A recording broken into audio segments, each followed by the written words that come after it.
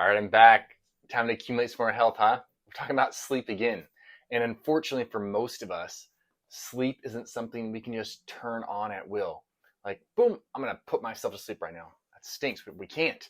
Yes, I know there are, few out there that can just, I'm going to go lay down and then instantly fall asleep. But for the rest of us, we need our neurotransmitters, we need our hormones, we need our light, our darkness. We need everything lined up, and essentially our mind free of the day's pressures to just fall asleep. And I was reminded very in my face about this the other day of the importance in how we approach the sleep discussion. The benefits of sleep, the necessity of great sleep, how quality of sleep has all these preventative things. If you don't get enough sleep, there's these diseases and there's dementias and all this stuff associated with it. And if you're going to accumulate health, you better sleep good. Because I was talking with a patient, and months earlier, in my standard run through of lifestyle questioning and how can we make health manifest better in you, I had asked him about his sleep timing and his sleep quality, is the restfulness he was feeling the next day, and is he mouth breathing, is he snoring, and how many awakings is he is he going to at night, is he going up to use the restroom at night? And he answered with generally, it sounded like his sleep was pretty decent. He was going to bed, falling asleep pretty much, and maybe wake a few times, but would stay asleep during the night. And he was one of those people that was on his phone at night, or he would watch TV, but he was still seemed to be able to fall asleep. And sure, those aren't the best things for us to do, but it seemed like it was okay for him. Unfortunately, he went home that evening or after the appointment, and he really started to ponder, how well he was sleeping and if he was getting enough sleep.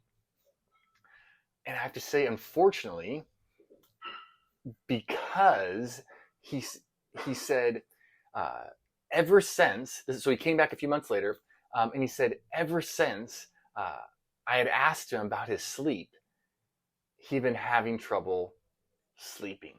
And this is a thing that happens because sleep is so vital. It is indeed, but it isn't something we can turn on and off. It's not like, okay, I'm gonna get some more protein. So what do? We go, make yourself a protein shake. We have some steak. Boom, taken care of. Sleep doesn't work that way. It's like, I'm gonna get more sleep. I'm gonna go lay down right now. It could be laying there all night, maybe we do fall asleep. But if the rhythm isn't right, we're not gonna fall asleep. So this became a significant problem for him, where he is trying to go to sleep. He goes to lay down. He's tired. He's ready to fall asleep. But as soon as he goes to lay down, what happens? Yep, his body instantly wakes up, and he's like just staring in the clouds, getting all anxious, getting stressed out for hours because he can't fall asleep. He knows it's so important. For those who are up late, watching TV, playing on your phones, playing video games, yes, please ditch the electronics and go to bed so you can maximize your life opportunity, maximize your capacity to crush it in the daytime. Because sleep lack is highly correlated with trouble making decisions, car accidents, addictive behaviors, inability to solve problems well, inability to remember things well, inability to control emotions and cope with life change as well. So we don't have to deal with all that if we could just get consistent sleep. So if you're doing something right now like that's a problem, if I just stop, I can go to bed, and go ahead and do it. Because there are a bunch of others out there who are doing everything they can to getting a great sleeping routine, and they're going to bed on time. They're seeing the value in high quality sleep, getting rid of all electronics. They've got they're eating at special times, hydrating earlier, all this stuff, and yet they can't fall asleep, or they're waking up in the middle of the night, and anxiety and stress are bombarding them, and they lay their head down, boom, mind starts racing. Or they just lay there blank, but their body is no longer tired.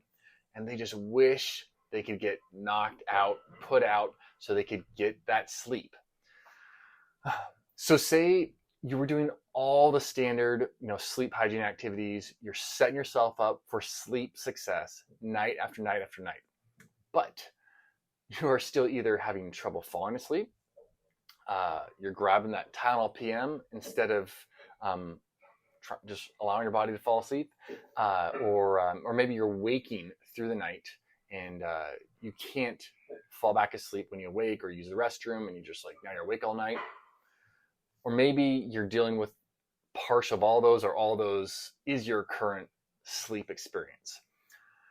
I got some other ideas for you to consider, and particularly two nutrients that I really like how they work related to sleep. And you may want to consider using these as part of a sleep routine, or a way of getting your body on track when it comes to sleep, because that's what we need. We need a body that's on track for sleep, not just be knocked out every night. So the first one is inositol, and inositol is often referred to as vitamin B8 because it's kind of like a B vitamin. Inositol is a natural sugar that can be found in nuts, in citrus fruits, beans, grains. However, to activate sleep and a sleep response in the body via inositol, you're likely going to need more than can be found in these food items. So you probably won't be able to eat enough oranges or lemons or limes or beans or nuts to get your inositol levels to a level that would permit you to get sleep happening. So inositol is not sedative.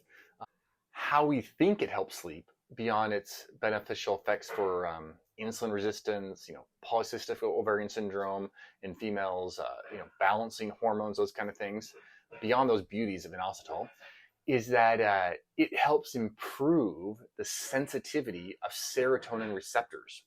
So you can have all the serotonin you want flying through your brain, through your body, pumping through your veins, your arteries. If that serotonin can't lock on to the receptor and perform its activity in the cell, sleep is not going to happen. You're not going to get the benefits of serotonin. So it can be surging at night, but if those receptors and those nerve cells are not able to pick up the serotonin, grab a hold of it, and allow it to do its duty, then you're not going to get the benefits. And one thing we know about chronic stress and sleep deprivation, and then the cycle that is sleep deprivation and more stress, more anxiousness, depression, all the stuff that goes along with sleep disorders, is that there is a desensitizing of serotonin receptors. And when serotonin receptors are desensitized, guess what? You can't grab serotonin. And so you can have all the serotonin you want and not get the benefits. So we can utilize inositol, this vitamin B8, to help resensitize these serotonin receptors, so we can get ourselves back in that natural rhythm, that natural sleep rhythm, and basically get these neurotransmitters, this neurotransmitter particularly, working on our behalf. All right, the second agent, and one of my favorite overall, let's say amino acids for all manner of distress, especially on the nervous system front, and obviously depression, anxiety, that kind of stuff, is L-theanine. And L-theanine, you may have heard it before. It can be found in tea leaves, green tea. It also has anti-anxiety effects via kind of induction of alpha brain waves, but like inositol, without being sedative. And I think that's a big deal. When we talk about optimal sleep and working with the body's natural intelligence when it comes to sleep and sleep behavior, I think it's most beneficial to use agents that are non-sedative, especially as first line. A second line, potentially using sedative measures, but really only as the secondary intervention after you've already put the body in motion towards enabling sleep to be a part of what it wants to do next. So when you utilize an amino acid like L-theanine, we are essentially regulating brain electrical activity. We're increasing GABA levels and GABA receptor levels, which GABA is a big time inhibitory neurotransmitter, allowing us to go into that parasympathetic dominance state. And all this serves, to promote the body's natural sleep response. And this not only gets us asleep, but it grants us much higher quality of sleep. And because plenty of people are asleep, breathing with their mouth open, and they're asleep, but they're not getting that quality sleep. So there's a 2022 study not released not too long ago, that basically showed that even in a caffeinated brain model, that using L-theanine with magnesium could turn on this same uh, sleep response and essentially overcome the caffeinated effect of this brain model. It's pretty sweet, right? It just goes to show you how impressive theanine is in its capacity to help the body recalibrate, the brain recalibrate from a stress mode, either induced say by caffeine or life stress itself. There's a lot going on in the world, right? So I find the combination of inositol, L-theanine, and magnesium is also very high value. Those three together, that trifecta. I'm only talking about inositol and theanine today because we've heard about magnesium so much. And these are very, very effective at establishing natural sleep rhythm. And you can find this combo actually in one of my favorite formulas as well, called Peacemaker. Who doesn't want peace making when it comes to sleep, right? But yeah, I mean, inositol, theanine, super helpful, and something that you might want to try out. So I would love to hear your experience with sleep, supporting nutrients. Love to hear how different nutrients or combinations work for you, because people are always looking for ways to help their sleep out. How do I know this? Because I see patients every single day, or 3 or 4 days out of the week, that are one of the common issues is lack of sleep, insomnia, sleep disturbance, falling asleep, then waking up for 2 hours in the middle of the night, and then the day not going as they want it to go because of that. All right, I'm Dr. Matt. Hope you're liking these. Hope you're subscribing. Hope you're sending this around to your family and friends so they can get empowered, inspired, and accumulate some more health.